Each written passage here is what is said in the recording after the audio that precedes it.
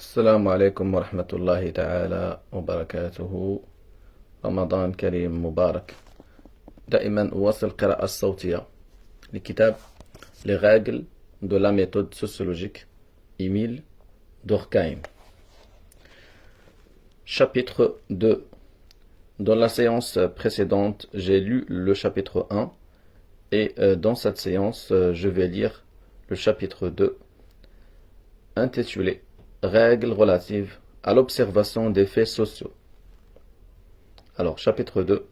Règles relatives à l'observation des faits sociaux. La première règle et la plus fondamentale est de considérer les faits sociaux comme des choses. Au moment où un ordre nouveau de phénomènes devient objet de science, il se trouve déjà représenté dans l'esprit, non seulement par des images sensibles, mais par des sortes de concepts grossièrement formés. Avant les premiers rudiments de la physique et de la chimie, les hommes avaient déjà sur les phénomènes physico-chimiques des notions qui dépassaient la pure perception.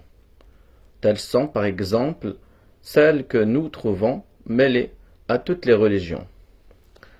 C'est que, en effet, la réflexion est antérieure à la science qui ne fait que s'en servir avec plus de méthode. L'homme ne peut pas vivre au milieu des choses sans s'en faire des idées d'après lesquelles il règle sa conduite. Seulement parce que ces notions sont plus près de nous et plus à notre portée que les réalités auxquelles elles correspondent. Nous tendons naturellement à les substituer à ces dernières et à en faire la matière même de nos spéculations. Au lieu d'observer les choses, de les décrire, de les comparer, nous nous contentons alors de prendre conscience de nos idées, de les analyser, de les combiner. Au lieu d'une science de réalité, nous ne faisons plus qu'une analyse idéologique.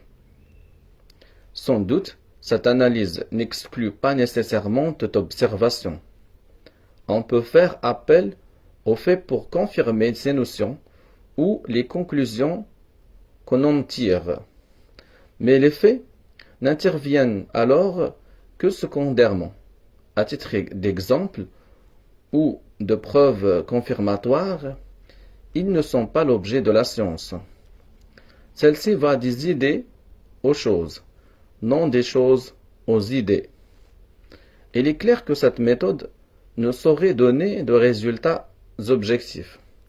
Ces notions, en effet, aux concepts de quelques noms, qu'on veuille les appeler, ne sont pas les substituts légitimes des choses. Produits de l'expérience vulgaire, ils ont avant tout pour objet de mettre nos actions en harmonie avec le monde qui nous entoure. Ils sont formés par la pratique et pour elle. Or, une représentation peut être en état de jouer utilement ce rôle tout en étant théoriquement fausse. Copernic a, depuis plusieurs siècles, dissipé les illusions dans le sens touchant les mouvements des astres. Et pourtant, c'est encore d'après ces illusions que nous réglons couramment la distribution de notre temps. Pour qu'une idée suscite bien les mouvements que réclame la nature d'une chose, il n'est pas nécessaire qu'elle exprime fidèlement cette nature, mais il suffit qu'elle nous fasse sentir ce que la chose a d'utile ou désavantageux, par où elle peut nous servir, par où nous contrarier. Encore les notions ainsi formées ne présentent-elles cette justesse pratique que d'une manière approximative et seulement dans la généralité des cas. Que de fois, elles sont aussi dangereuses qu'inadéquates. Ce n'est donc pas en les élaborant de quelque manière qu'on s'y prenne que l'on n'arrivera jamais à découvrir les lois de la réalité. Elles sont, elles sont, au contraire, comme un voile qui s'interpose entre les choses et nous et qui nous les masque d'autant mieux qu'on le croit plus transparent. Non seulement une telle science ne peut être que tronquée, mais elle manque de manière où elle puisse s'alimenter.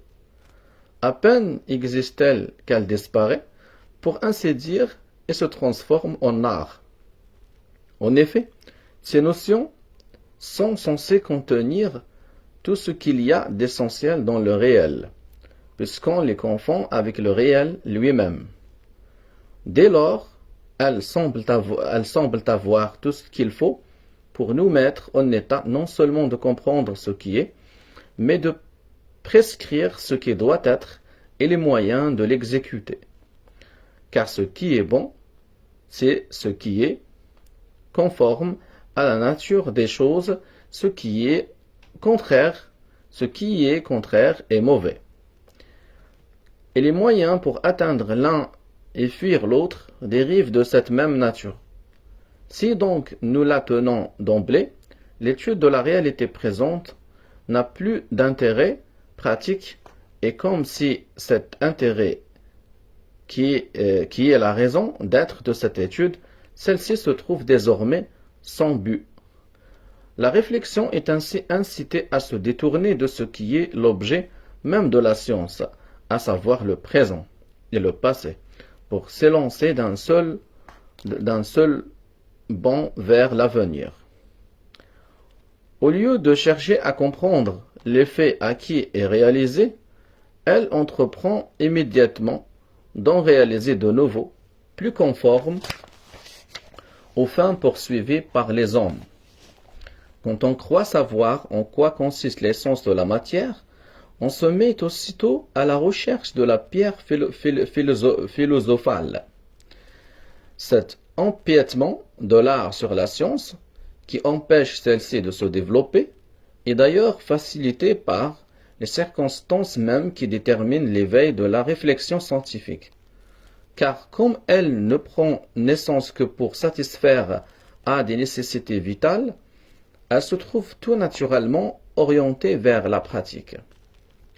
Les besoins qu'elle est appelée à soulager sont toujours pressés, et par suite la presse d'aboutir. Ils réclament non des explications, mais des remèdes. Cette manière de procéder est si conforme à la pente naturelle de notre esprit qu'on la retrouve même à l'origine des sciences physiques. C'est elle qui différencie l'alchimie de la chimie, comme l'astrologie de l'astronomie.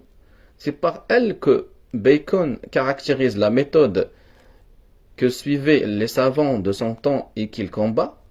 Les notions dont nous venons de parler, ce sont ces notions vulgaires ou prénotions, qu'ils signalent à la base de toutes les sciences, où elles prennent la place des faits. Ce sont ces idoles-là, sortes de fantômes, qui nous défigurent le véritable aspect des choses et que nous prenons pourtant pour les choses mêmes. Et c'est parce que ce milieu imaginaire n'offre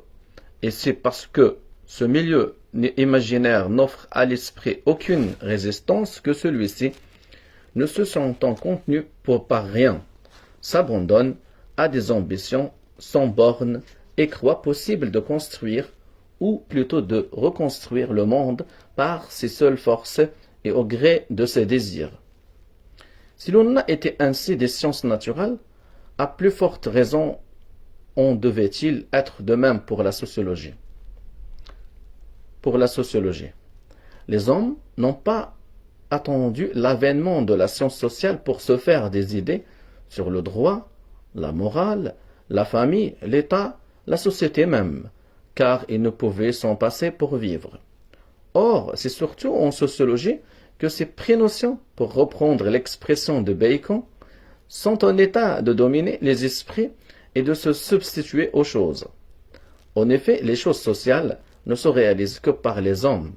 Elles sont un produit de l'activité humaine.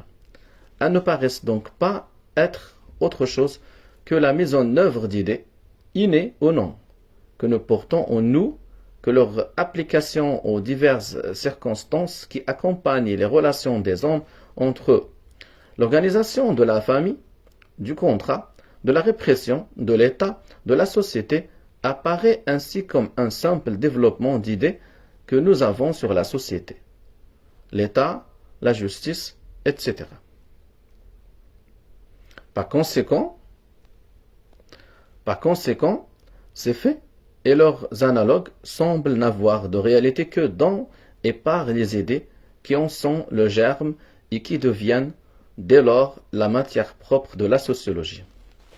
Ce qui achève d'accréditer cette manière de voir, c'est que le détail de la vie sociale débordant de tous les côtés la conscience.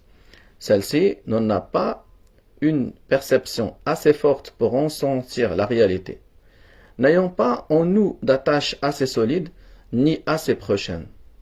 Tout cela nous fait assez facilement l'effet de ne tenir à rien et de flotter dans le vide, matière à demi irréelle et indéfiniment plastique. Voilà pourquoi tant de penseurs n'ont vu dans les arrangements sociaux que des combinaisons artificielles et plus ou moins arbitraires. Mais si le détail, si les formes concrètes et particulières nous échappent, du moins nous représentons les aspects les plus généraux de l'existence collective en gros et par à peu près. Et ce sont précisément ces représentations schématiques et sommaires qui constituent ces prénotions dont nous nous servons pour les usages courants de la vie. Nous ne pouvons donc songer à mettre en doute leur existence puisque nous la percevons en même temps que la nôtre. Non seulement elles sont en nous, mais comme elles sont un produit d'expériences répétées, elles tiennent de la répétition et de l'habitude qui en résulte, une sorte d'ascendant et d'autorité. Nous les sentons nous résister quand nous cherchons à nous en affranchir. Or, nous ne pouvons pas ne pas regarder comme réel ce qui s'oppose à nous. Tout contribue donc à nous y faire voir la vraie réalité sociale. Et en effet, jusqu'à présent, la sociologie a plus ou moins exclusivement traité non de choses, mais de concepts. Auguste Comte, il est vrai, a proclamé que les phénomènes sociaux sont des faits naturels, soumis à des lois naturelles. Par là, il a implicitement reconnu leur caractère de choses, car il n'y a que des choses dans la nature. Mais quand, sortant de ces généralités philosophiques, il tente d'appliquer son principe et d'en faire sortir la science qui était contenue, ce sont des idées qu'il prend pour objet d'étude. En effet, ce qui fait la matière principale de sa sociologie, c'est le progrès de l'humanité dans le temps. Il part de cette idée qu'il y a une évolution continue du genre humain qui consiste dans une réalisation toujours plus complète de la nature humaine, et le problème qu'il traite est de retrouver l'ordre de cette évolution. Or, à supposer que cette évolution existe, la réalité n'en peut être établie que la science une fois faite. On ne peut donc en faire l'objet même de la recherche que si on la pose comme une conception de l'esprit, non comme une chose. Et en effet, il s'agit si bien d'une représentation toute subjective que, en fait, ce progrès de l'humanité n'existe pas. Ce qui existe, ce qui seul est donné à l'observation, ce sont des sociétés particulières qui naissent, se développent, meurent indépendamment les unes des autres. Si encore les plus récentes continuaient celles qui les ont précédées, chaque type supérieur pourrait être considéré comme la simple répétition du type immédiatement inférieur avec quelque chose en plus. On pourrait donc les mettre tous bout à bout, pour ainsi dire, en confondant ceux qui se trouvent au même degré de développement et la série ainsi formée pourrait être regardée comme représentative de l'humanité. Mais les faits ne se présentent pas avec cette extrême simplicité. Un peuple qui en remplace un autre n'est pas simplement un prolongement de ce dernier avec quelques caractères nouveaux. Il est autre. Il a des propriétés en plus, d'autres en moins. Il constitue une individualité nouvelle.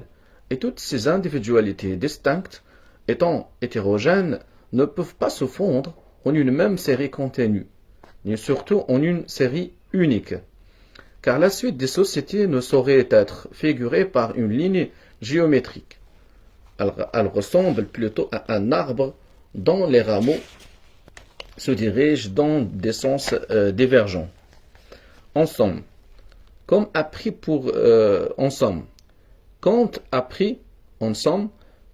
pris pour le développement historique la notion qu'il en avait et qui ne diffère pas beaucoup de celle que s'en fait le vulgaire. Vu de loin, en effet, l'histoire prend assez bien cet aspect sérieux et simple. On aperçoit que des individus qui se succèdent les uns aux autres et marchent tous dans une même direction parce qu'ils ont une même nature, Puisque d'ailleurs on ne conçoit pas que l'évolution sociale puisse être autre chose que le développement de quelques idées humaines, il paraît tout naturel de la définir par l'idée que s'en font les hommes. Or, en procédant ainsi, non seulement on reste dans l'idéologie, mais on donne comme objet à la sociologie un concept qui n'a rien de proprement sociologique. Ce concept, Spencer l'écarte, mais c'est pour le remplacer par un autre qui n'est pas formé d'une autre façon. Il fait des sociétés, et non de l'humanité, l'objet de la science. Seulement, il donne aussitôt des premières une définition qui fait évanouir la chose dont il parle pour mettre à la place la prénotion qu'il en a. Il pose en effet comme une proposition évidente qu'une société n'existe que quand à la juxtaposition s'ajoute la coopération, que c'est par là seulement que l'union des individus devient une société proprement dite. Puis, partant de ce principe que la coopération est l'essence de la vie sociale, il distingue les sociétés en deux classes suivant la nature de la coopération qui y domine. Il y a, dit-il, une coopération spontanée qui s'effectue sans préméditation durant la poursuite de fins d'un caractère prévu. Il y a aussi une coopération consciemment instituée qui se pose des fins d'intérêt public nettement reconnues. Aux premières, il donne le nom de société industrielle, aux secondes celui de militaire. Et on peut dire de cette distinction quelle est l'idée mère de la sociologie. Mais cette définition initiale énonce comme une chose ce qui n'est qu'une vue de l'esprit. Elle se présente en effet comme l'expression d'un fait immédiatement visible et que l'observation suffit à constater puisqu'il est formulé dès le début de la science comme un axiome. Et cependant, il est impossible de savoir par une simple inspection si réellement la coopération est le tout de la vie sociale. Une telle affirmation n'est scientifiquement légitime que si l'on a commencé par passer en revue les manifestations de l'existence collective et si l'on a fait voir quelles sont toutes des formes diverses de la coopération. C'est donc encore une certaine manière de concevoir la réalité sociale qui se substitue à cette réalité. Ce qui est ainsi défini, ce n'est pas la société, mais l'idée que s'en fait Spencer. Et s'il n'éprouve aucun scrupule à procéder ainsi, c'est que pour lui aussi, la société n'est et ne peut être que la réalisation d'une idée, à savoir de cette idée même de coopération par laquelle il l'a définie. Il serait aisé de montrer que dans chacun des problèmes particuliers qu'il aborde, sa méthode reste la même. Aussi, quoi qu'il affecte de procéder empiriquement, comme les faits accumulés dans sa sociologie sont employés à illustrer des analyses de notions plutôt qu'à décrire et à expliquer des choses, il semble bien n'être là que pour faire figure d'argument. En réalité, tout ce qu'il y a d'essentiel dans sa doctrine peut être immédiatement déduit de sa définition de la société et des différentes formes de coopération. Car si nous n'avons le choix contre une coopération tyranniquement imposée et une coopération libre et spontanée, c'est évidemment cette dernière qui est l'idéal vers lequel l'humanité tend et doit tendre. Ce n'est pas seulement à la base de la science que se rencontrent ces notions vulgaires, mais on les retrouve à chaque instant dans la trame des raisonnements. Dans l'état actuel de nos connaissances, nous ne savons pas avec certitude ce que c'est que l'État, la souveraineté, la liberté politique, la démocratie, le socialisme, le communisme, etc. La méthode voudrait donc que l'on s'interdise tout usage de ces concepts, tant qu'ils ne sont pas scientifiquement constitués. Et cependant, les mots qui les expriment reviennent sans cesse dans les discussions des sociologues. On les emploie couramment et avec assurance comme s'ils correspondaient à des choses bien connues et définies, alors qu'ils ne réveillent en nous que des notions confuses, mélange indistinct d'impressions vagues. Mélange indistinct d'impressions vagues, de préjugés et de passions. Nous nous moquons aujourd'hui des singuliers raisonnements que les médecins du Moyen Âge construisaient avec les notions du chaud, du froid, de l'humide, du sec, etc. Et nous ne nous apercevons pas que nous continuons à appliquer cette même méthode à l'ordre de phénomènes qui le comportent moins que tout autre à cause de son extrême complexité. Dans les branches spéciales de la sociologie, ce caractère idéologique est encore plus accusé. C'est surtout le cas pour la morale. On peut dire, en effet, qu'il n'y a pas un seul système où elle ne soit représentée comme le simple développement d'une idée initiale qui la contiendrait tout entière en puissance. Cette idée, les uns croient que l'homme la trouve toute faite en lui dès sa naissance, d'autres, au contraire, qu'elle se forme plus ou moins lentement au cours de l'histoire. Mais pour les uns, comme pour les autres, pour les empiristes comme pour les rationalistes, elle est tout ce qu'il y a de vraiment réel en morale. Pour ce qui est du détail des règles juridiques et morales, elle n'aurait, pour ainsi dire, pas d'existence par elle-même, mais ne serait que cette notion fondamentale appliquée aux circonstances particulières de la vie et diversifiée suivant les cas. Dès lors, l'objet de la morale ne saurait être ce système de préceptes sans réalité, mais l'idée de laquelle il découle et dont ils ne sont que des applications variées. Aussi, toutes les questions que se pose d'ordinaire l'éthique se rapportent-elles non à des choses, mais à des idées. Ce qu'il s'agit de savoir, c'est en quoi consiste l'idée du droit, l'idée de la morale, non quelle est la nature de la morale et du droit pris en eux-mêmes. Les moralistes ne sont pas encore parvenus à cette conception très simple que, comme notre représentation des choses sensibles vient de ces choses mêmes, et les exprime plus ou moins exactement, notre représentation de la morale vient du spectacle même des règles qui fonctionnent sous nos yeux et les figurent schématiquement.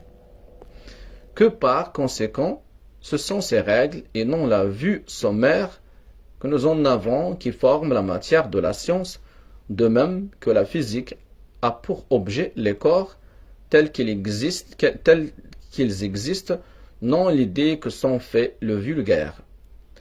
Et en résulte qu'on prend pour base de la morale ce qui n'en est que le sommet, à savoir la manière dont elle se prolonge dans les consciences individuelles et y retentit.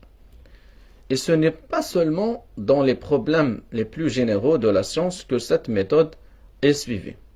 Elle reste la même dans les questions spéciales. Des idées essentiellement qu'il étudie au début, le moraliste passe aux idées secondaires de famille, de patrie, de responsabilité, de charité, de justice, mais c'est toujours à des idées qui s'appliquent sa réflexion. Et l'on n'est pas autrement de l'économie politique. Elle a pour objet, dit Stuart Mill, les faits sociaux qui se produisent principalement ou exclusivement en vue de l'acquisition des richesses. Mais pour que les faits ainsi définis puissent être assignés en tant que chose à l'observation du savant, il faudrait tout au moins que l'on pût indiquer à quel signe il est possible de reconnaître ceux qui satisfont à cette condition. Or, au début de la science, on n'est même pas en droit d'affirmer qu'il en existe, bien loin qu'on puisse savoir quels ils sont. Bien loin qu'on puisse savoir quels ils sont. Dans tout ordre de recherche, en effet, c'est seulement quand l'explication des faits est assez avancée qu'il est possible d'établir qu'ils ont un but et quel il est. Il n'est pas de problème plus complexe ni moins susceptible d'être tranché d'emblée. Rien donc ne nous assure par avance qu'il y ait une sphère de l'activité sociale où le désir de la richesse joue réellement ce rôle prépondérant. Par conséquent, la matière de l'économie politique, ainsi comprise, est faite non de réalités qui peuvent être montrées du doigt, mais de simples possibles, de pure conception de l'esprit, à savoir des faits que l'économiste conçoit comme se rapportant à la fin considérée et tels qu'il les conçoit. Entreprend-il par exemple d'étudier ce qu'il appelle la production? D'emblée, il croit pouvoir énumérer les principaux agents à l'aide desquels elle a lieu et les passe en revue. C'est donc qu'il n'a pas reconnu leur existence en observant de quelles conditions dépendait la chose qu'il étudie. Car alors, il eût commencé par exposer les expériences d'où il a tiré cette conclusion. Si, dès le début de la recherche et en quelques mots, il procède à cette classification, c'est qu'il a obtenu par une simple analyse logique. Si, dès le début de la recherche et en quelques mots, il procède à cette classification, c'est qu'il l'a obtenu par une simple analyse logique. Il part de l'idée de production. En la décomposant, il trouve qu'elle implique logiquement celle de force naturelle, de travail, d'instrument ou de capital, et il traite ensuite de la même manière ces idées dérivées.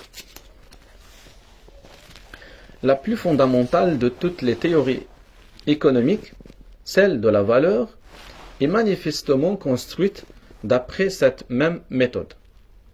Si la valeur y était étudiée comme une réalité doit l'être, on verrait d'abord l'économiste indiquer à quoi l'on peut reconnaître la chose appelée de ce nom, puis en classer les espèces, chercher par des inductions méthodiques en fonction de quelle cause elles varient, comparer enfin ces divers résultats pour en dégager une formule générale. La théorie ne pourrait donc venir que quand la science a été poussée assez loin. Au lieu de cela, on la rencontre dès le début. C'est que pour la faire, l'économiste se contente de se recueillir, de prendre conscience de l'idée qu'il se fait de la valeur, c'est-à-dire d'un objet susceptible de s'échanger, et trouve qu'elle implique l'idée de l'utile, celle du rare, etc. Et c'est avec ces produits de son analyse qu'il construit sa définition. Sans doute, il la confirme par quelques exemples. Mais, quand on songe aux faits innombrables dont une pareille théorie doit rendre compte, comment accorder la moindre valeur démonstrative aux faits nécessairement très rares qui sont ainsi cités au hasard de la suggestion? Aussi, en économie politique, comme en morale, la part de l'investigation scientifique est-elle très restreinte, celle de l'art prépondérante. Aussi, en économie politique, comme en morale, la part de l'investigation scientifique est-elle très restreinte, celle de l'art prépondérante. En morale, la partie théorique est réduite à quelques discussions sur l'idée du devoir, du bien et du droit. Encore, ces spéculations abstraites ne constituent-elles pas une science à parler exactement, puisqu'elles ont pour objet de déterminer non ce qui est, en fait, la règle suprême de la moralité, mais ce qu'elle doit être. De même, ce qui tient le plus de la place dans les recherches des économistes, c'est la question de savoir. Par exemple, si la société doit être organisée d'après les conceptions des individualistes ou d'après celles des socialistes. S'il est meilleur que l'État intervienne dans les rapports industriels et commerciaux ou les abandonne entièrement à l'initiative privée. Si le système monétaire doit être le monométallisme ou le bimétallisme, etc., etc. Les lois proprement dites y sont peu nombreuses, même celles qu'on a l'habitude d'appeler ainsi ne méritent généralement pas cette qualification, mais ne sont que des maximes d'action, des préceptes pratiques déguisés. Voilà par exemple la fameuse loi de l'offre et de la demande.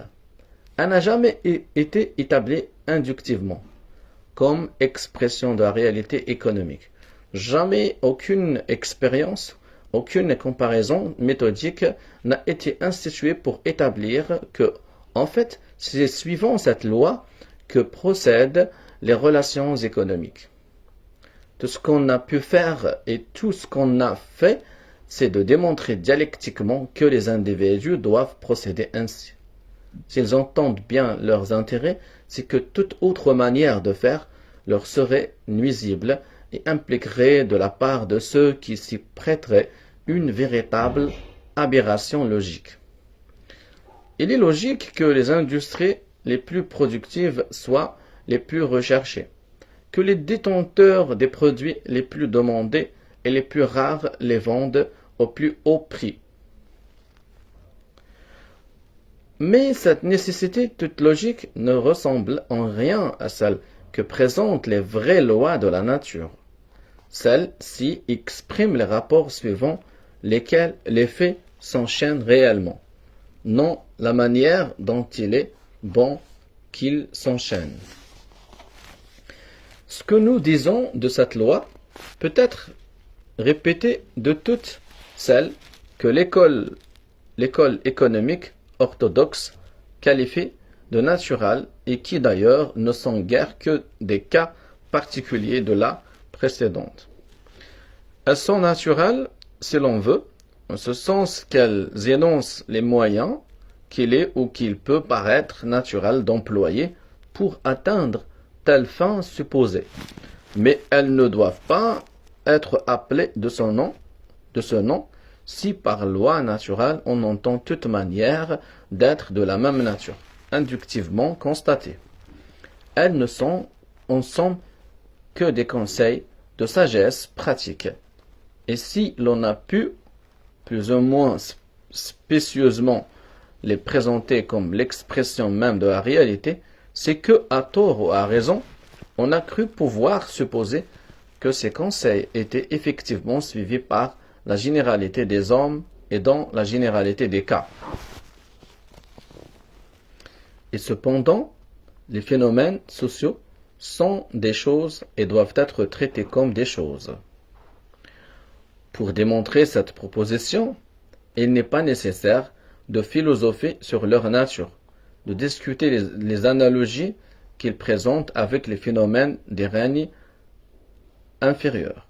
Il suffit de constater qu'ils sont l'unique datum offert aux sociologues. Et chose, en effet, tout ce qui est donné, tout ce qui s'offre, ou plutôt s'impose à l'observation. Traiter des phénomènes comme des choses, c'est les traiter en qualité de data qui constitue le point de départ de la science. Les phénomènes sociaux présentent incontestablement ce caractère. Ce qui nous est donné, ce n'est pas l'idée que les hommes se font de la valeur, car elle est inaccessible. Ce sont les valeurs qui s'échangent réellement au cours des relations économiques. Ce n'est pas telle ou telle conception de l'idéal moral, c'est l'ensemble des règles qui déterminent effectivement la conduite. Ce n'est pas l'idée de l'utile ou de la richesse, c'est tout le détail de l'organisation économique. Il est possible que la vie sociale ne soit que le développement de certaines notions, mais à supposer que cela soit, ces notions ne sont pas données immédiatement. On ne peut donc les atteindre directement, mais seulement à travers la réalité phénoménale qui les exprime. Nous ne savons pas a priori quelles idées sont à l'origine des divers courants entre lesquels se partage la vie sociale, ni s'il y en a. C'est seulement après les avoir remontés jusqu'à leur source que nous saurons d'où ils proviennent. Il nous faut donc considérer les phénomènes sociaux en eux-mêmes, détachés des sujets conscients qui se les représentent. Il faut les étudier du dehors comme des choses extérieures, car c'est en cette qualité qu'ils se présentent à nous. Si cette extériorité n'est qu'apparente, l'illusion se dissipera à mesure que la science avancera et l'on verra, pour ainsi dire, le dehors rentrer dans le dedans. Mais la solution ne peut être préjugée, et alors même que finalement, il n'aurait pas tous les caractères intrinsèques de la chose, on doit d'abord les traiter comme s'ils les avaient. Cette règle s'applique donc à la réalité sociale tout entière, sans qu'il y ait lieu de faire aucune exception. Mais les phénomènes qui paraissent le plus consister en arrangements artificiels doivent être considérés de ce point de vue. Le caractère conventionnel d'une pratique ou d'une institution ne doit jamais être présumé. Si d'ailleurs il nous est permis d'invoquer notre expérience personnelle, nous croyons pouvoir assurer que, en procédant de cette manière, on aura souvent la satisfaction de voir les faits en apparence les plus arbitraires, présentant ensuite à une observation plus attentive des caractères de constance et de régularité, symptômes de leur objectivité. Du reste, et d'une manière générale, ce qui a été dit précédemment sur les caractères distinctifs du fait social se fait à nous rassurer sur la nature de cette objectivité et à prouver qu'elle n'est pas illusoire.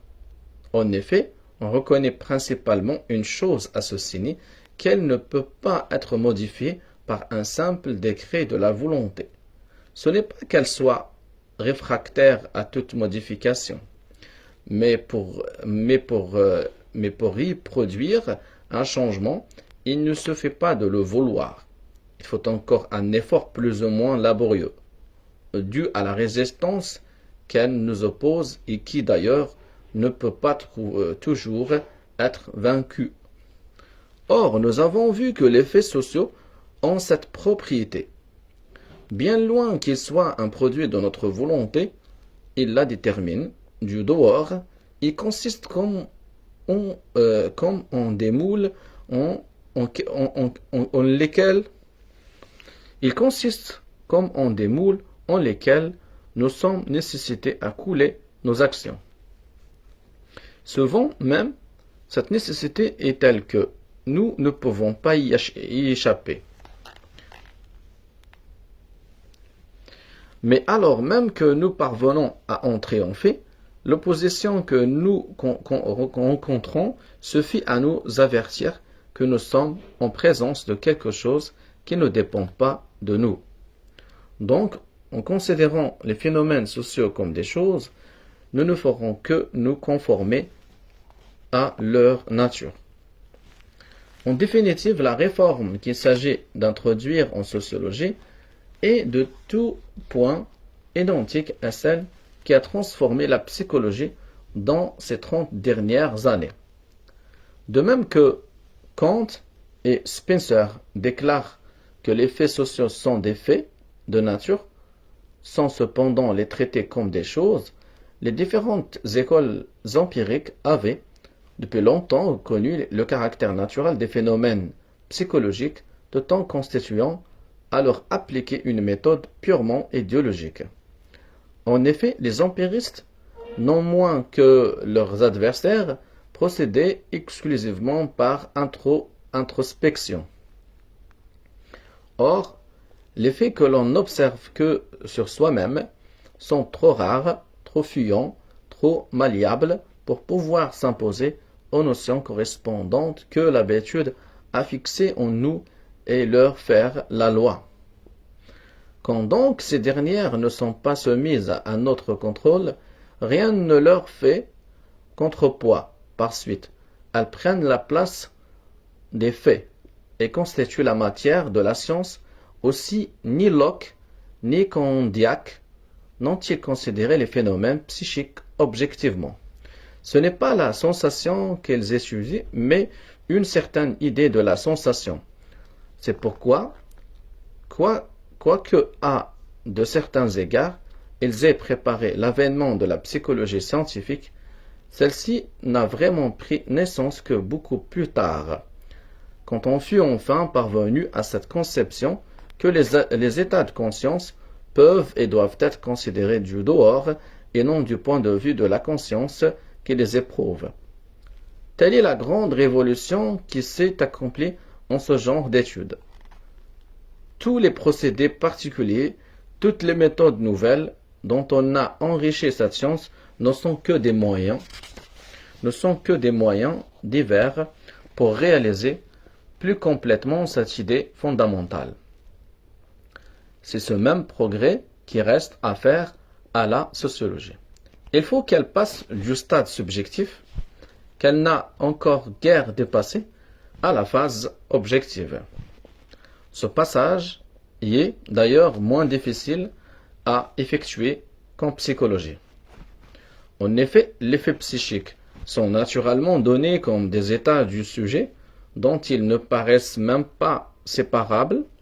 Intérieurs par définition, il semble qu'on ne puisse les traiter comme extérieurs qu'en faisant violence à leur nature.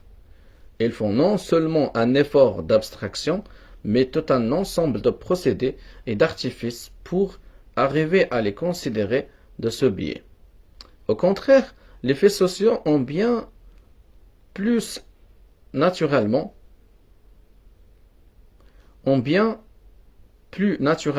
et plus immédiatement tous les caractères de la chose. Le droit existe dans les codes. Les mouvements de la vie quotidienne s'inscrivent dans les chiffres de la statistique, dans les monuments de l'histoire. Les modes dans les costumes, les goûts dans les œuvres d'art.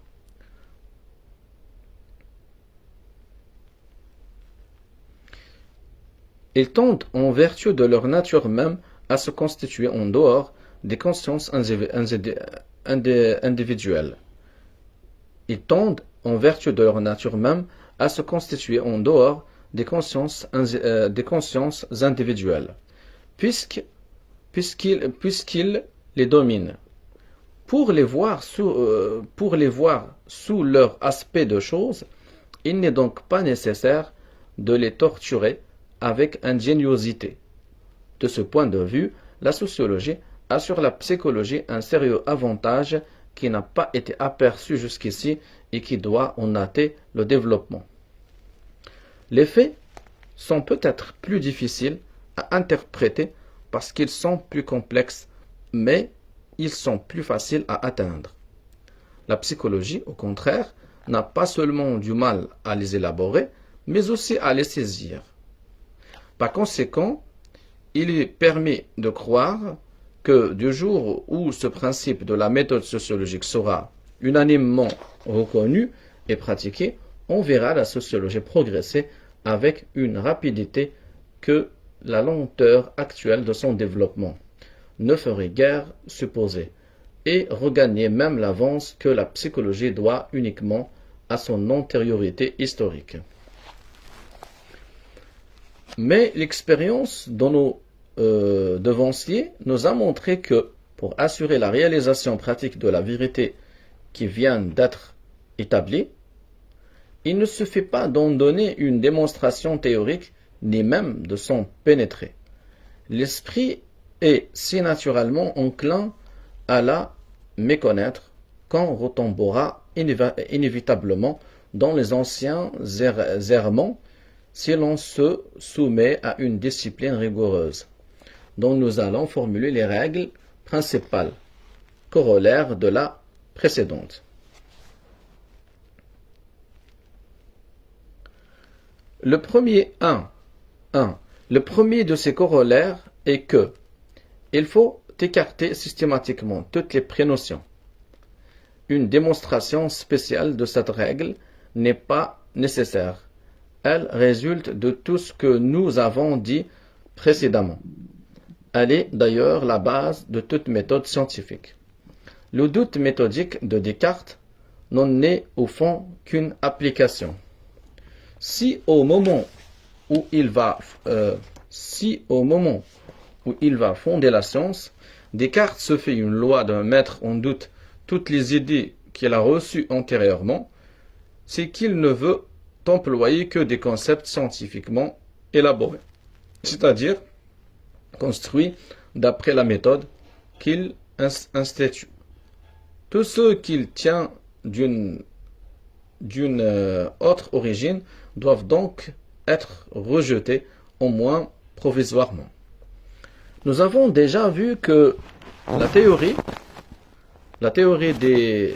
avons déjà vu que la théorie des idoles chez Bacon n'a pas autre sens. Les deux grandes doctrines que l'on a si souvent opposées l'une à l'autre concordent sur ce point essentiel. Il faut donc que le sociologue, soit au moment où il détermine l'objet de ses recherches, soit dans le cours de ses démonstrations, s'interdise résolument l'emploi de ces concepts qui se sont formés en dehors de la science et pour des besoins qui n'ont rien de scientifique. Il faut qu'il s'affranchisse de ces fausses évidences qui dominent l'esprit du vulgaire, qu'il secoue une fois pour toutes le joug de ces catégories empiriques, qu'une longue accoutumance finit souvent par rendre tyrannique. Tout au moins, si parfois la nécessité l'oblige à y recourir, qu'il le fasse en ayant conscience de leur peu de valeur, afin de ne pas les appeler à jouer dans la doctrine un rôle dont elles ne sont pas dignes. Ce qui rend cet affranchissement particulièrement difficile en sociologie, c'est que le sentiment se mécevant de la partie. Nous nous passionnons en effet pour nos croyances politiques et religieuses, pour nos pratiques morales, bien autrement que pour les choses du monde physique. Par suite, ce caractère passionnel se communique à la manière dont nous concevons et dont nous nous expliquons les premières. Les idées que nous nous en faisons nous tiennent à cœur, tout comme leurs objets. et prennent ainsi une telle autorité qu'elle ne supporte pas la contradiction. Toute option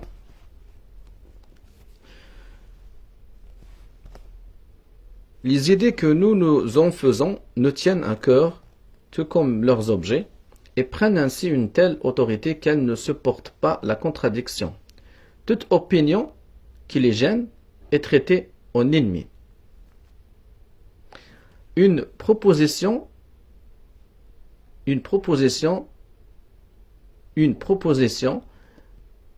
n'est-elle pas d'accord avec l'idée qu'on se fait du patriotisme ou de la dignité individuelle, par exemple? Elle est niée, quelles que soient les preuves sur lesquelles elle repose. On ne peut pas admettre qu'elle soit vraie. On lui oppose une fin de non-recevoir et la passion, pour se justifier, n'a pas de peine à suggérer des raisons qu'on trouve facilement décisives. Ces notions peuvent même avoir un tel prestige qu'elles ne tolèrent même pas l'examen scientifique. Le seul fait de les soumettre ainsi que les phénomènes qu'elles expriment à une froide et sèche analyse révolte certains esprits. Quiconque entreprend d'étudier la morale du dehors et comme une réalité extérieure paraît assez délicat, dénué de sens moral, comme le vivisectionniste semble au vulgaire dénué de la sensibilité commune. Bien loin d'admettre que ces sentiments relèvent de la science, c'est à eux que l'on croit devoir s'adresser pour faire la science des choses auxquelles ils se rapportent. Malheur, écrit un éloquent historien des religions, malheur aux savants qui abordent les choses de Dieu sans avoir, au fond de sa conscience, dans l'arrière-couche indestructible de son être, là où dort l'âme des ancêtres, un sanctuaire inconnu d'où s'élève par instant un parfum d'encens, une ligne de psaumes, un cri douloureux ou triomphal qu'enfant il a jeté vers le ciel à la suite de ses frères et qui le remet en communion soudaine avec les prophètes d'autrefois. Les prophètes d'Israël.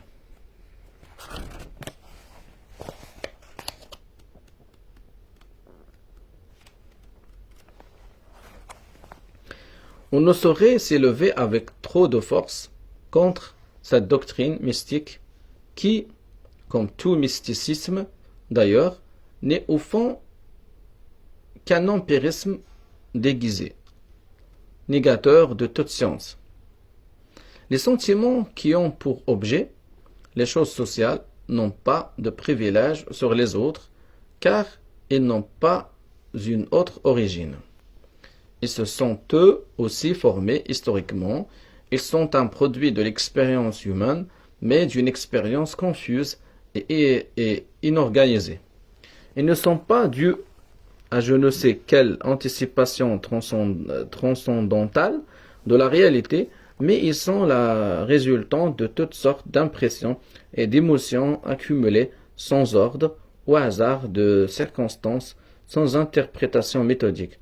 Bien loin qu'ils nous apportent des clartés supérieures aux clartés rationnelles, ils sont faits exclusivement d'états forts, il est vrai, mais troubles. Leur accorder une pareille prépondérance, c'est donner aux facultés inférieures de l'intelligence la suprématie sur les plus élevées, c'est se condamner à une logomachie plus ou moins oratoire. Une science ainsi faite ne peut satisfaire que les esprits qui aiment mieux penser avec leur sensibilité qu'avec leur entendement, qui préfèrent les synthèses immédiates et confuses de la sensation aux analyses passionnantes et lumineuses de la raison. Le sentiment est objet de science non le critère de la vérité scientifique. Au reste, il n'est pas de science qui, à ses débuts, n'y rencontrait des résistances analogues. Il fut un temps où les sentiments relatifs aux choses du monde physique, ayant eux-mêmes un caractère religieux ou moral, s'opposaient avec non moins de force à l'établissement des sciences physiques. On peut donc croire que, pour chasser de science en science, ce préjugé finira par disparaître de la sociologie elle-même, sa dernière retraite pour laisser le terrain libre aux savants. 2. Mais la règle précédente est toute négative. Elle apprend aux sociologues à échapper à l'empire des notions vulgaires pour tourner son attention vers les faits. Mais elle ne dit pas la manière dont il doit se saisir de ces derniers pour en faire une étude objective. Toute investigation scientifique porte sur un groupe déterminé de phénomènes qui répondent à une même définition. La première démarche du sociologue doit donc être de définir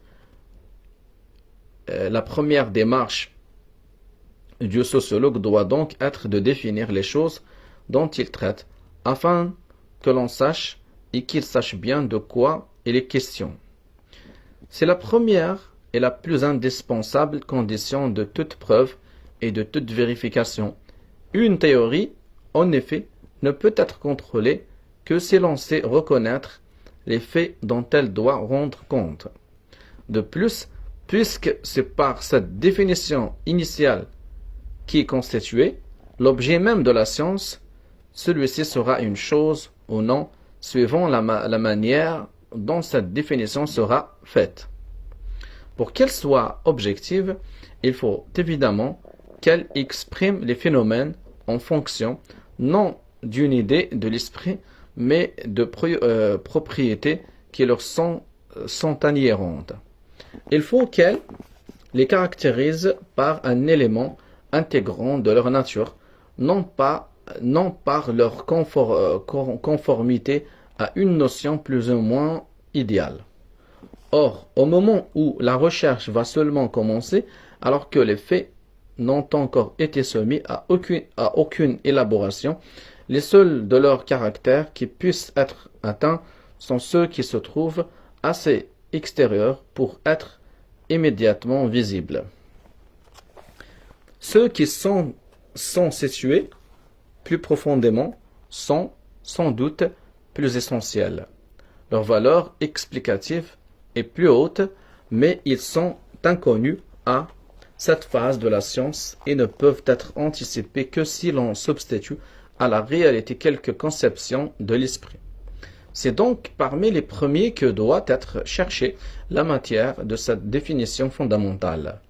D'autre part, il est clair que cette définition devra comprendre, sans exception ni distinction, tous les phénomènes qui présentent également ces mêmes caractères, car nous n'avons aucune raison ni aucun moyen de choisir entre eux. Ces propriétés sont alors tout ce que nous savons du réel. Par conséquent, elles doivent déterminer souverainement la manière dont les faits doivent être groupés. Nous ne possédons aucun autre critère qui puisse, même partiellement, suspendre les effets du précédent. D'où la règle suivante.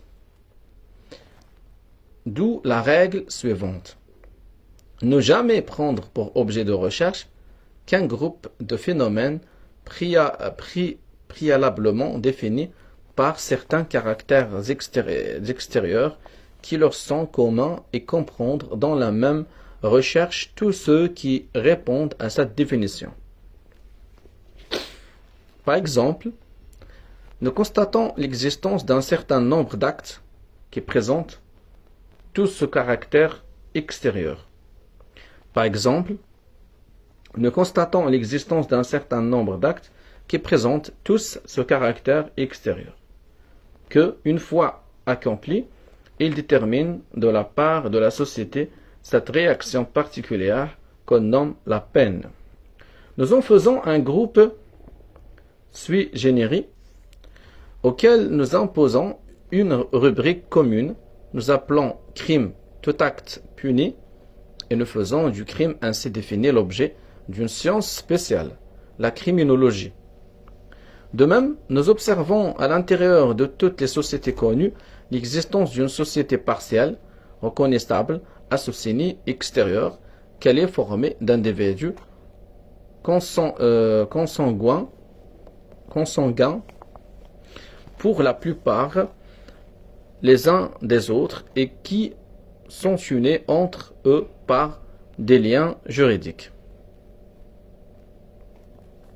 Nous faisons des faits qui se rapportent à un groupe particulier auquel nous donnons un nom particulier. Ce sont les phénomènes de la vie domestique.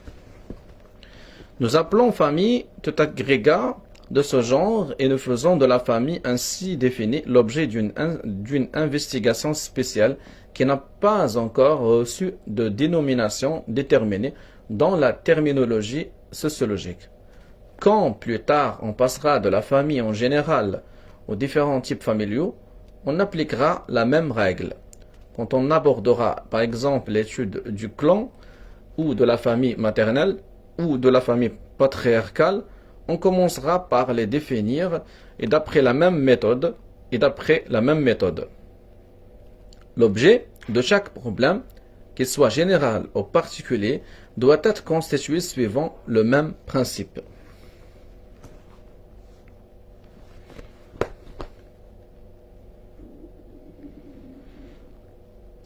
En procédant de cette manière, le sociologue, dès sa première démarche, prend immédiatement pied dans la réalité.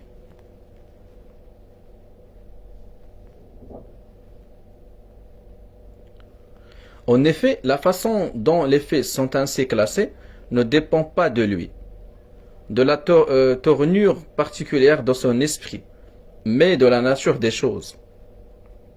Le signe que les faits rangés dans telle ou telle catégorie peut être montré à tout le monde, reconnu de tout le monde, et les affirmations d'un observateur peuvent être contrôlées par les autres.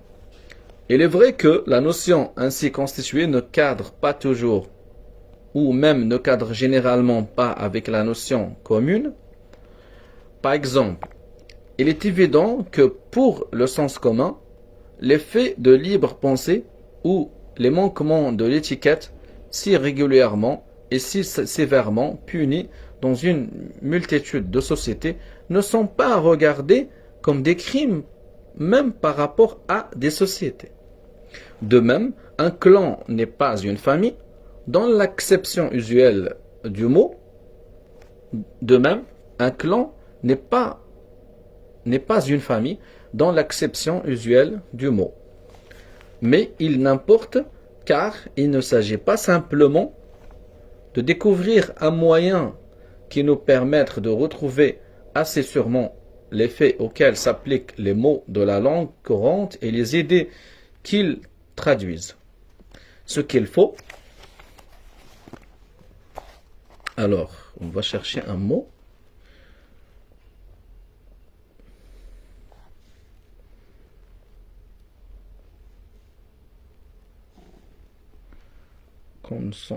Consanguin.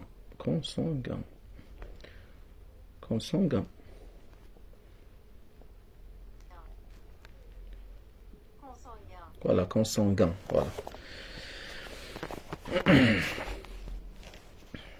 Ce qu'il faut, c'est constituer de toutes pièces des concepts nouveaux, appropriés aux besoins de la science et exprimés à l'aide d'une terminologie spéciale.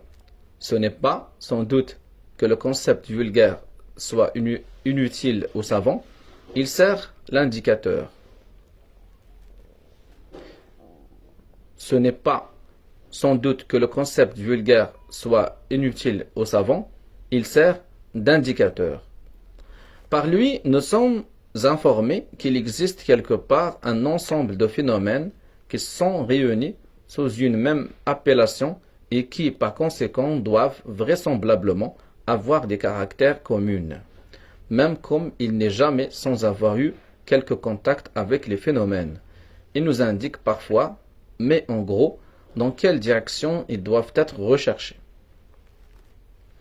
Mais, comme il est grossièrement formé, il est tout naturel qu'il ne coïncide pas exactement avec le concept scientifique institué à son occasion. Si évidente et si importante que soit cette règle, elle n'est guère observée en sociologie.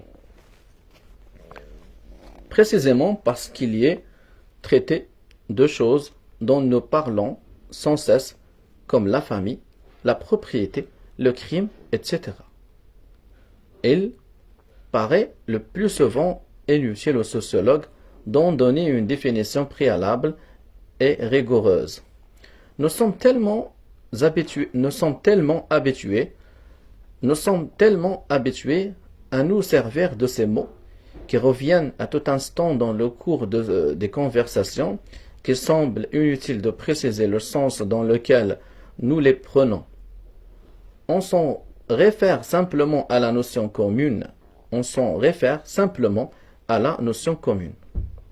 Or, celle-ci est très souvent ambiguë.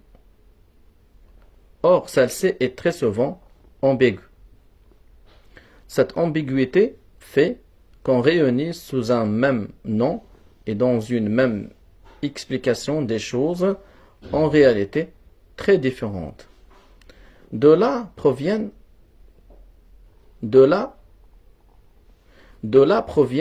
d'inextricables confusions. Ainsi, il existe deux sortes d'unions monogamiques. Les unes le sont de fait, les autres de droit. Dans les premières, le mari n'a qu'une femme, quoique juridiquement il puisse en avoir plusieurs. Dans les secondes, il lui est légalement interdit d'être polygame. La monogamie, de fait, se rencontre chez plusieurs espèces animales et dans certaines sociétés inférieures, non pas à l'état sporadique, mais avec la même généralité que si elle était imposée par la loi. Quand la peuplade est dispersée sur une vaste surface, la trame sociale est très lâche et par suite les individus vivent isolés les uns des autres. Dès lors, chaque homme cherche naturellement à se procurer une femme et une seule, parce que dans cet état d'isolement, il lui est difficile d'en avoir plusieurs.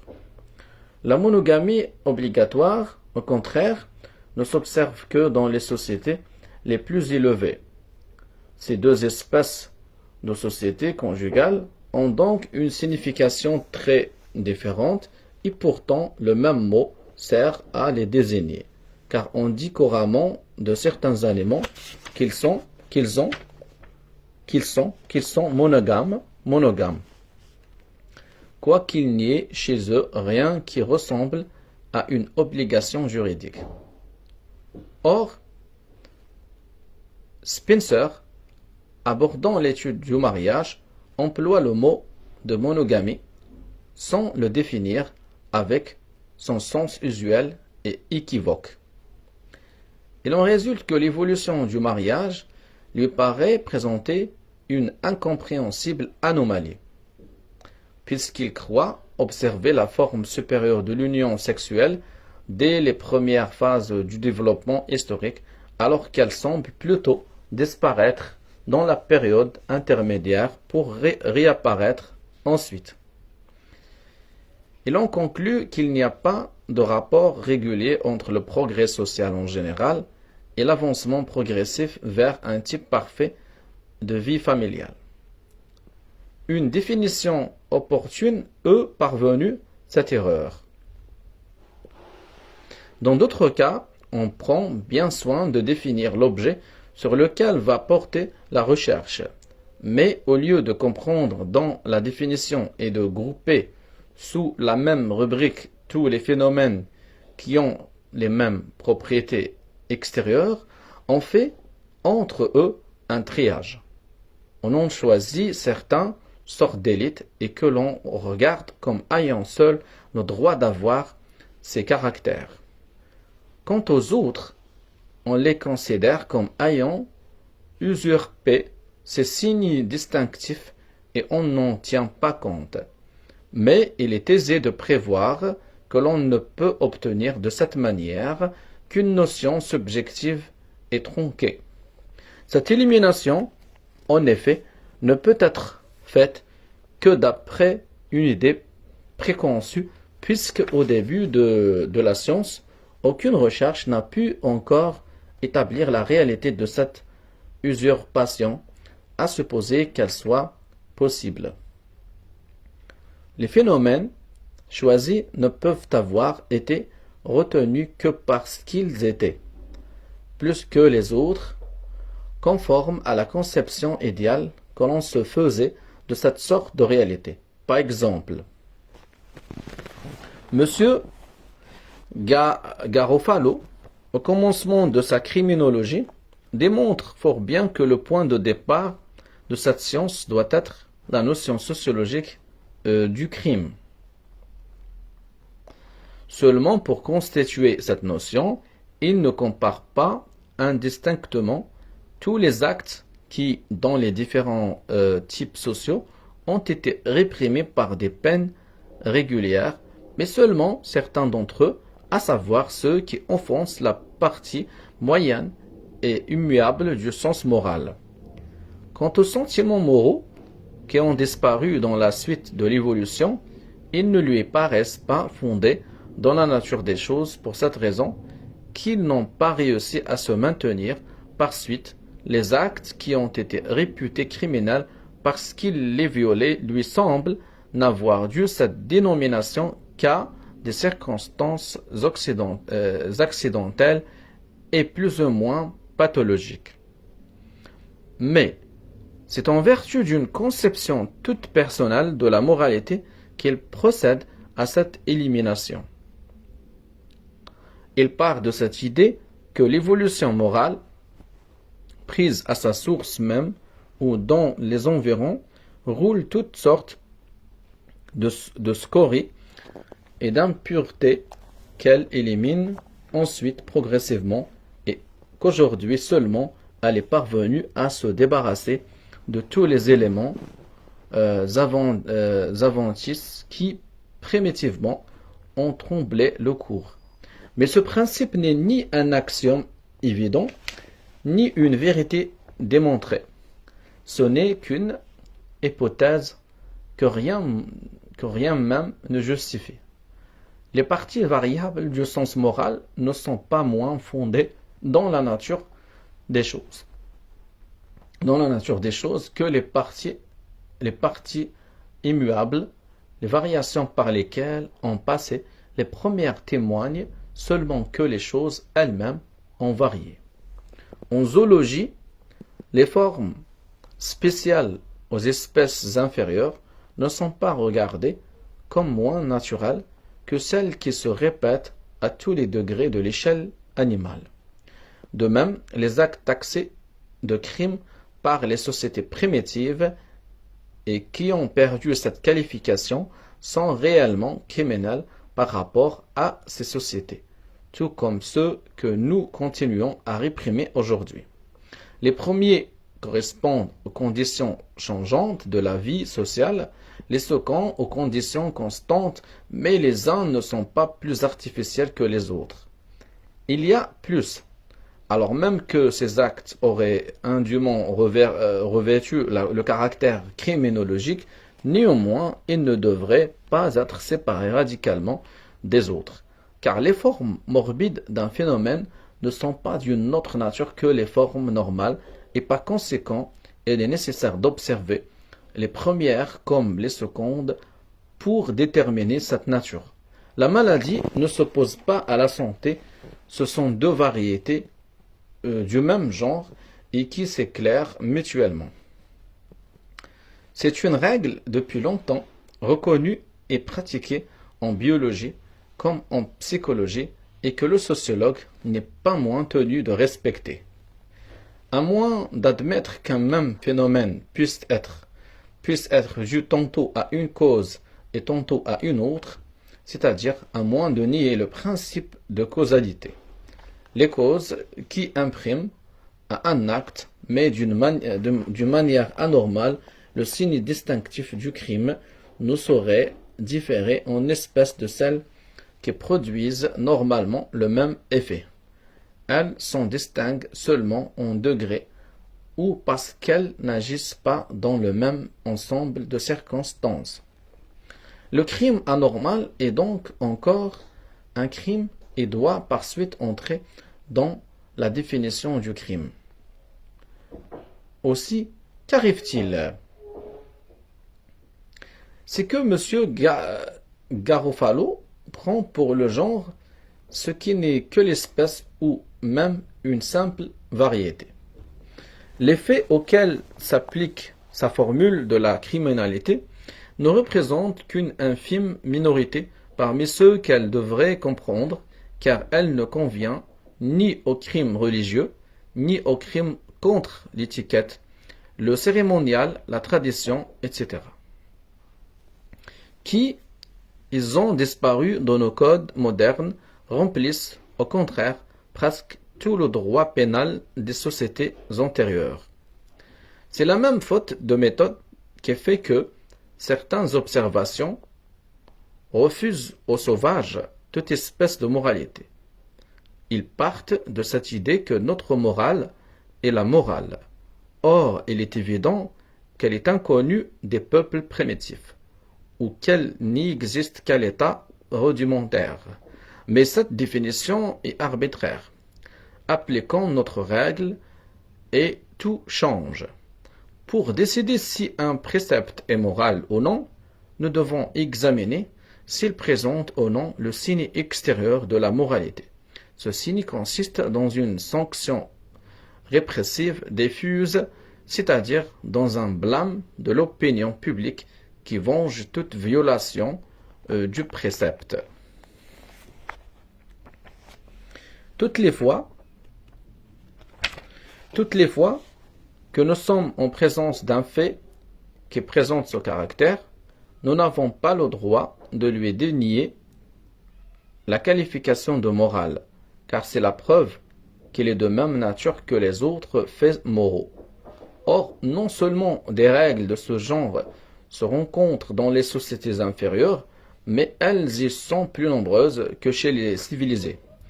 Une multitude d'actes qui actuellement sont abandonnés à la libre appréciation des individus sont alors imposés obligatoirement. On voit à quelles erreurs on est entraîné, soit quand on ne définit pas, soit quand on définit mal. Mais, dira-t-on, définir les phénomènes par leurs caractères apparents, n'est-ce pas attribuer mais, dira-t-on, définir les phénomènes par leurs caractères apparents, n'est-ce pas attribuer aux propriétés superficielles une sorte de prépondérance sur les attributs fondamentaux? N'est-ce pas un véritable renversement de l'ordre logique, faire reposer les choses sur les sommets et non sur les bases? C'est ainsi que, quand on définit le crime par la peine, on s'expose presque inévitablement à être accusé de vouloir dériver le crime de la peine ou, suivant une citation bien connue, de voir dans l'échafaud la source de la honte, non dans l'acte expié.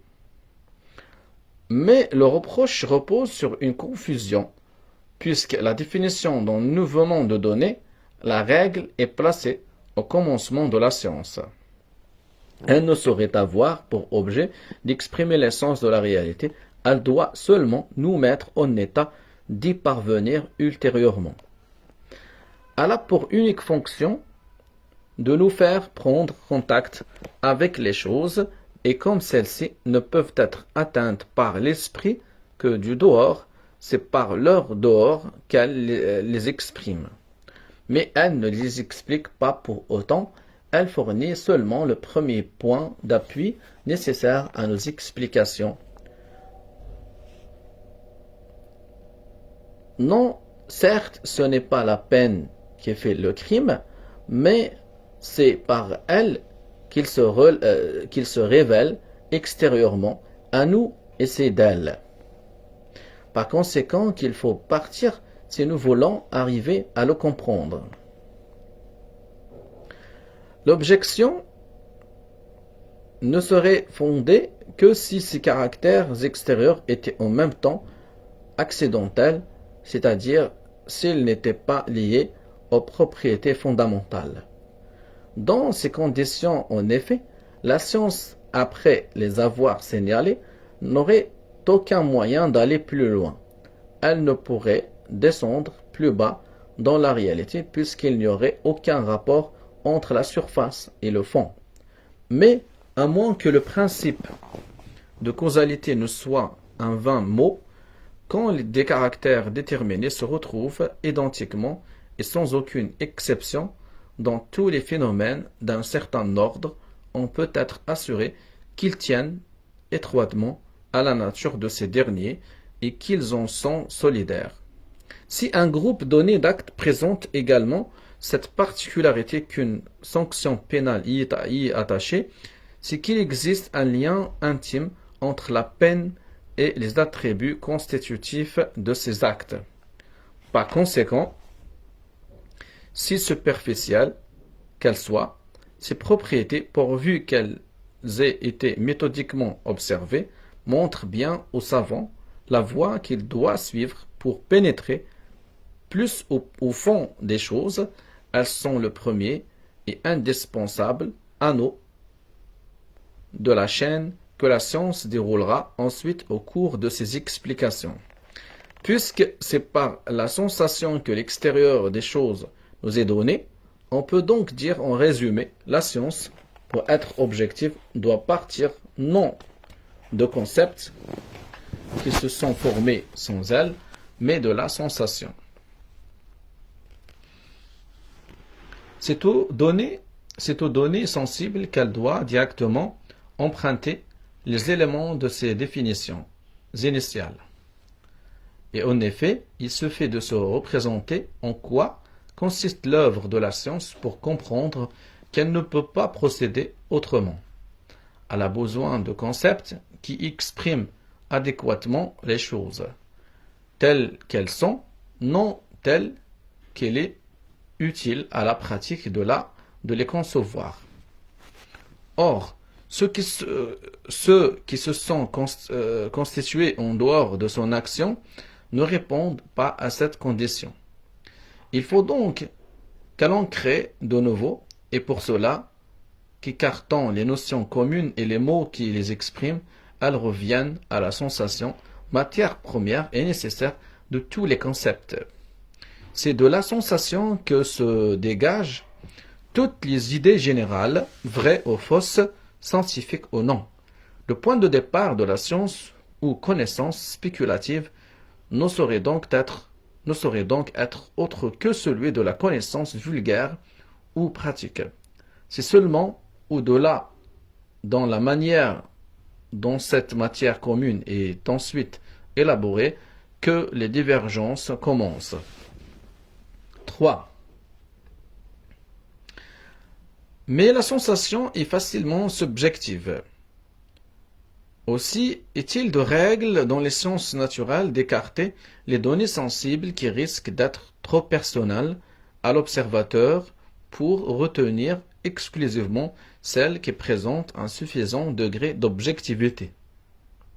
C'est ainsi que le physicien substitue aux vagues impressions que produisent la température ou l'électricité, la représentation visuelle des oscillations,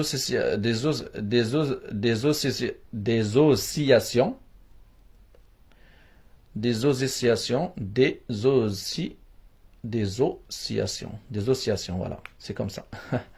Alors, des oscillations du thermomètre ou de l'électromètre. Le sociologue est tenu aux mêmes précautions. Les caractères extérieurs, en fonction desquels il définit l'objet de ses recherches, doivent être aussi objectifs que possible. On peut poser en principe que les faits sociaux sont d'autant plus susceptibles d'être objectivement représentés qu'ils sont plus complètement dégagés des faits individuels qui les manifestent. En effet, une sensation est d'autant plus objective que l'objet auquel elle se rapporte a plus de fixité, car la condition de toute objectivité, c'est l'existence d'un point de repère constant et identique auquel la représentation peut être rapportée et qui permet d'éliminer tout ce qu'elle a de variable partant de subjectif. Si les seuls points de repère qui sont donnés sont eux-mêmes variables, ils sont perpétuellement divers par rapport à eux-mêmes, toute commune mesure fait défaut, et nous n'avons aucun moyen de distinguer dans nos impressions ce qui dépend du dehors et ce qui leur vient de nous. Or, la vie sociale, tant qu'elle n'est pas arrivée à s'isoler des événements particuliers qui l'incarnent pour se constituer à part, a justement cette propriété, car comme ces événements n'ont pas la même physionomie d'une fois à l'autre, d'un instant à l'autre, et qu'elle en est inséparable, ils lui communiquent leur mobilité. Elle consiste alors en libres courants qui sont perpétuellement en voie de transformation et que le regard de l'observateur ne parvient pas à fixer. C'est dire que ce côté n'est pas celui par où le savant peut aborder l'étude de la réalité sociale, mais nous savons qu'elle présente cette particularité que sans cesser d'être elle-même, elle est susceptible de se cristalliser. En dehors des actes individuels qu'elle suscite, les habitudes collectives s'expriment sous des formes définies, règles juridiques, morales, dictons populaires, faits de structure sociale, etc. Comme ces formes existent d'une manière permanente, qu'elles ne changent pas avec les diverses applications qui en sont faites, elles constituent un objet fixe, un étalon constant qui est toujours à la portée de l'observateur et qui ne laisse pas de place aux impressions subjectives et aux observations personnelles. Une règle du droit est ce qu'elle est et il n'y a pas de manière de la percevoir. Puisque d'un autre côté, ces pratiques ne sont que de la vie sociale consolidée, il est légitime, sauf indication contraire, d'étudier celle-ci à travers celle-là. Quand donc le sociologue entreprend d'explorer un ordre quelconque de faits sociaux, il doit s'efforcer de les considérer par un côté où ils présentent isolés de leur où ils se présentent isolés de leurs manifestations individuelles. C'est en vertu de ce principe que nous avons étudié la solidarité sociale, ses formes diverses et leur évolution à travers le système des règles juridiques qui les expriment. De même, si l'on essaie de distinguer et de classer les différents types familiaux d'après les descriptions littéraires que nous en donnent les voyageurs et parfois les historiens, on s'expose à confondre les espèces les plus différentes, à rapprocher les types les plus éloignés. Si au contraire on prend pour base de cette classification la constitution juridique de la famille et plus spécialement le droit successoral, on aura un critère objectif qui, sans être infaillible, préviendra cependant bien des erreurs. Veut-on classer les différentes sortes de crimes? On s'efforcera de reconstituer les manières de vivre, les coutumes professionnelles usitées dans les différents mondes du crime et on reconnaîtra autant de types criminologiques que cette organisation présente de formes différentes. Pour atteindre les mœurs et croyances populaires, on s'adressera aux proverbes, aux dictons qui les expriment. Sans doute, en procédant ainsi, on laisse provisoirement en dehors de la science la matière concrète de la vie collective, et cependant, si changeante qu'elle soit, on n'a pas le droit d'en postuler a priori l'intelligibilité. Mais si l'on veut suivre une voie méthodique, il faut établir les premières assises de la science sur un terrain ferme et non sur un sable mouvant. Il faut aborder le règne social par les endroits où il offre le plus